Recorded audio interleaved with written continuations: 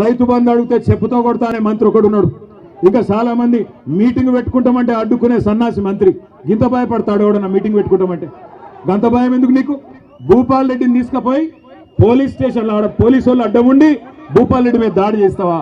సిగ్గుందా నీకేమన్నా అడుగుతున్న మంత్రి కోమటిరెడ్డి వెంకటరెడ్డి. నీకు ధైర్యం ఉంటే దమ్ముంటే గడియారం సెంటర్ కు రా. గడియారం సెంటర్ కు వచ్చి మా లెక్కన మీటింగ్ పెట్టి చెప్పు రైతులకు ఏం పీకింది నీ ప్రభుత్వం ఈ సంవత్సర కాలంలో చెప్పు. ఉత్తమ్ కుమార్ రెడ్డి, కోమటిరెడ్డి వెంకటరెడ్డి పెరిగిన ఆకారాలు మాత్రం బాగా పెరిగినాయి, అహంకారాలు బాగా పెరిగినాయి, కానీ పీకిందేమీ లేదు నల్లగొండకు. అందుకే నేను అంటున్నా, ఏం చేసిండు కేసీఆర్ నల్లగొండ కంటే చెప్పండి. వరి ధాన్యం ఉత్పత్తిలో తెలంగాణను దేశంలో నెంబర్ 1 చేస్తే నల్లగొండను రాష్ట్రంలో నెంబర్ 1 చేసిండు కేసీఆర్. ఒకటి కాదు 3 మెడికల్ కాలేజీలు సూర్యాపేటలో, నల్లగొండలో, యాదాద్రిలో కట్టించింది కేసీఆర్. యాదాద్రి గుడిని అత్యద్భుతంగా తీర్చిదిద్ది ఆ లక్ష్మీ నరసింహస్వామి రుణం తీర్చుకున్నాడు కేసీఆర్. తామర చెర్లలో అద్భుతంగా మొత్తం తెలంగాణలోనే అతి పెద్ద విద్యుత్ ఉత్పత్తి కేంద్రం కట్టించింది కేసీఆర్. చెప్పుకుంటా పోతే ఒకటి రెండు కాదు ఎన్నో పనులు చేసినాం.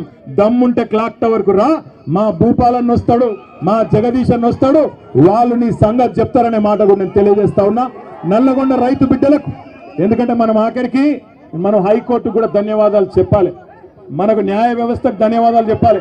ఎందుకంటే రేవంత్ రెడ్డి ప్రభుత్వం అడ్డుకునే ప్రయత్నం చేసిన హైకోర్టు, దేశంలో ఇంకా న్యాయం ఉన్నది, ధర్మం బతికే ఉంది కాబట్టి రైతుల పోరాటంలో న్యాయం ఉందని చెప్పి హైకోర్టు కూడా అంగీకరించి ఇవాళ పర్మిషన్ ఇచ్చి ఈ క్లాక్ టవర్ సెంటర్ లో మనకు ఇవాళ సభ జరుపుకునే, ధర్నా జరుపుకునే అవకాశం ఇచ్చినారు. ముఖ్యమంత్రి రాజ్ భవన్ ముంగట ధర్నా చేస్తేనేమో ఏం కాదట, ట్రాఫిక్ అంతరాయం కాదట. మరి ఇక్కడ క్లాక్ టవర్ కాడ మనం ధర్నా చేసుకుంటే మాత్రం నల్లగొండ రైతు బిడ్డల కోసం ఇక్కడ చాలా ఇబ్బంది అవుతుందట, వెంకటరెడ్డికి చాలా ఇన్కన్వీనియన్స్ అవుతుందట, అందుకే పర్మిషన్ ఇయ్యరట. కానీ నేను గుర్తు చేస్తా ఉన్న పోలీస్ అధికారులకు, జిల్లా యంత్రాంగానికి కూడా మర్చిపోకండి, భవిష్యత్తు మళ్ళీ ఖచ్చితంగా గులాబీ జెండాలే, ముమ్మాటికి తిరిగి వస్తాం.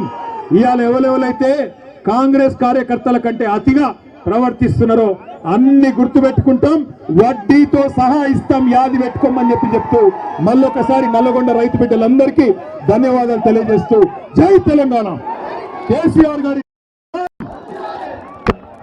జై తెలంగాణలో అడుగు పెట్టంగానే ముందు మహాత్మా గాంధీ యూనివర్సిటీ దగ్గర పిల్లలు